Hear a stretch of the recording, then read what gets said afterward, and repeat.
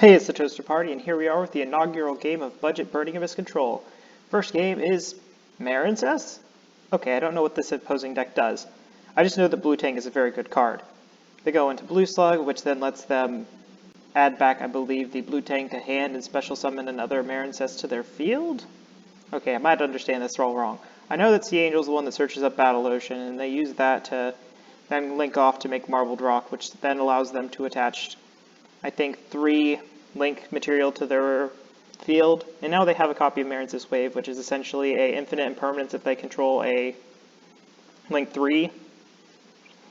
And with that, I really can't do much from here.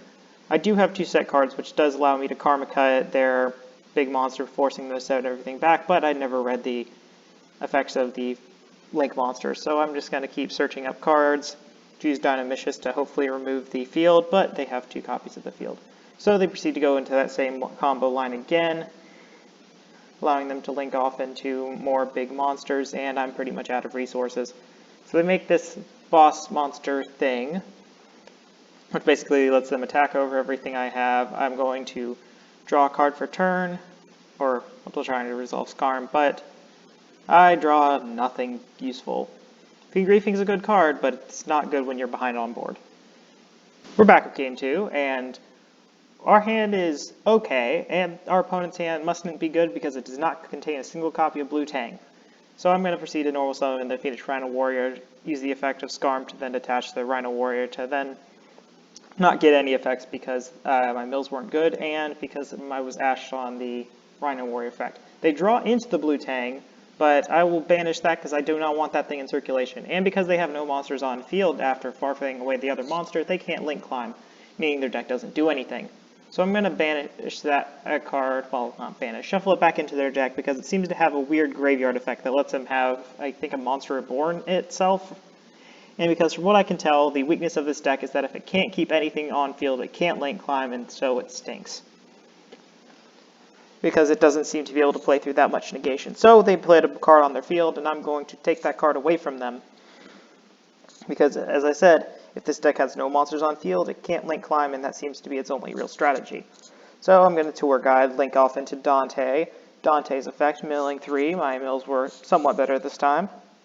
Get to start pitching stuff off using the effect of Calcab to bounce the face down, and then I'm going to attack over their monster. Oh no, I can still attack over their monster. I don't know what that other card does, but it doesn't seem to do much. They now have 2 cards in hand, neither of which seem to be relatively good, so they just kind of have to scoop it up here. Here we are with game 3, and I just can't seem to draw a hand trap when my opponent's going first. But they'll start off by setting a card and passing. Okay, apparently they didn't draw anything good.